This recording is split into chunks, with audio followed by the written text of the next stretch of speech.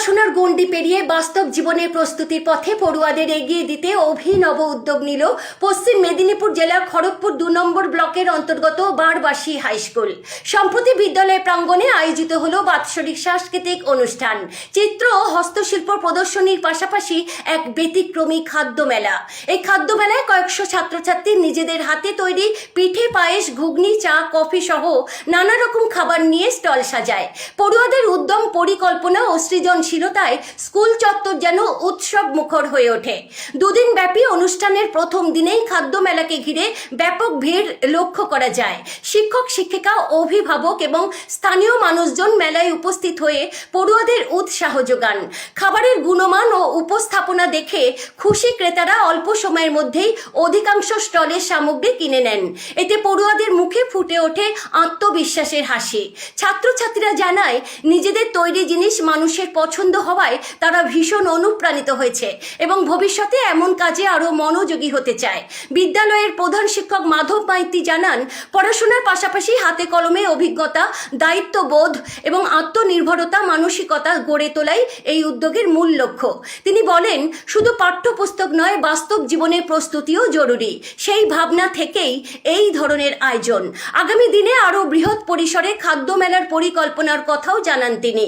Barbasi high স্কুলের এই উদ্যোগ প্রমাণ করে, সঠিক দিশা পেলে পড়ুয়ারাই হতে পারে আত্মনির্ভরতার প্রথম কারিগর। দেখুন নিউজ বঙ্গবার্তায়।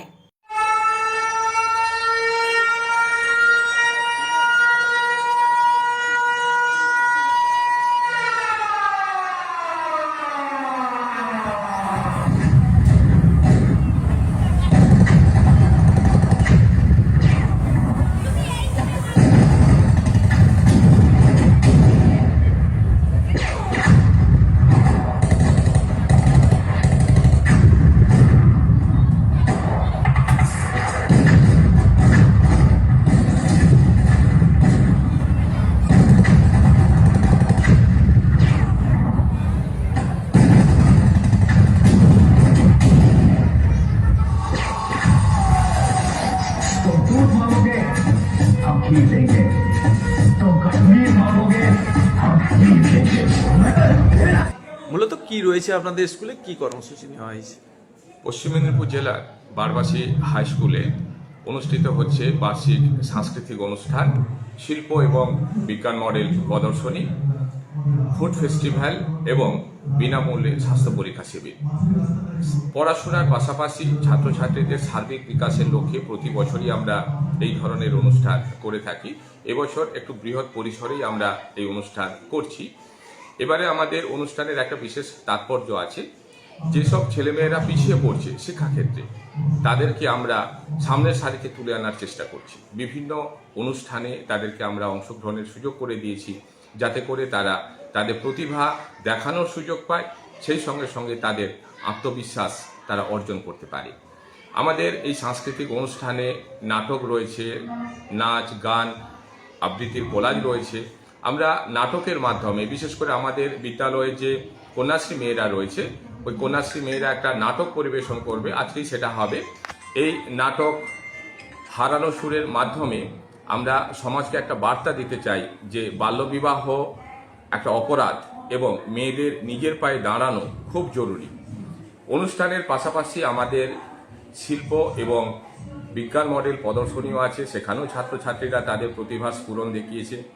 আমাদের বিদ্যালয়ের একটা নিজস্ব হেলথ ক্যাম্প আছে, স্বাস্থ্য পরিষেবা বিভাগ রয়েছে।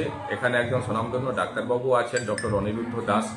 তার তত্ত্বাবধানে ছাত্রছাত্রীরা আজকে ফ্রি হেলথ ক্যাম্প আয়োজন করেছে।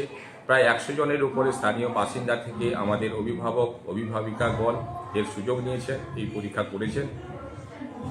আমাদের গত বছর থেকে ফুড ফেস্টিভ্যাল আমরা চালু করেছি। এই ফুড ফেস্টিভ্যালের মাধ্যমে আমরা ছাত্রছাত্রীদের মধ্যে দায়িত্ববোধ গড়ে তোলা এবং তাদের হাতে কলমে শিক্ষা দেওয়া, সেই সঙ্গে সঙ্গে সমাজ এবং বিদ্যালয়ের মধ্যে একটা কানেকশান তৈরি করার আমাদের প্রচেষ্টা রয়েছে। কারণ সমাজ এবং বিদ্যালয় যদি একটা স্ট্রং বন্ডের মধ্যে থাকে, তবেই কিন্তু আমরা শিক্ষাকে পরিপূর্ণতা রূপ দিতে পারবো। আমাদের এই দুদিনের সাংস্কৃতিক অনুষ্ঠানের আজকে দ্বিতীয় তথা শেষ দিন। এই অনুষ্ঠানের মাধ্যমে আমাদের যে ছাত্রছাত্রীরা রয়েছে, সেই ছাত্রছাত্রীরা তাদের বিভিন্ন ধরনের কো কারিকুলার অ্যাক্টিভিটিজের মাধ্যমে তাদের প্রতিভা দেখানোর একটা সুযোগ তারা পেয়েছে। আমরা এই দুদিনের অনুষ্ঠানকে ঘিরে দেখেছি যে ছাত্রছাত্রী, অভিভাবক এবং স্থানীয় অধিবাসীদের মধ্যে একটা উৎসাহ উদ্দীপনা তৈরি হয়েছে এবং তাদের সক্রিয় অংশগ্রহণের মাধ্যমে আমাদের এই দুদিনের উৎসব একটা যেন উৎসবের চেহারা নিয়েছে। কি নাম, কি দায়িত্ব? আমার নাম মাধব মাইতি, আমি বারবাসী হাই স্কুলের প্রধান শিক্ষক ও সম্পাদক।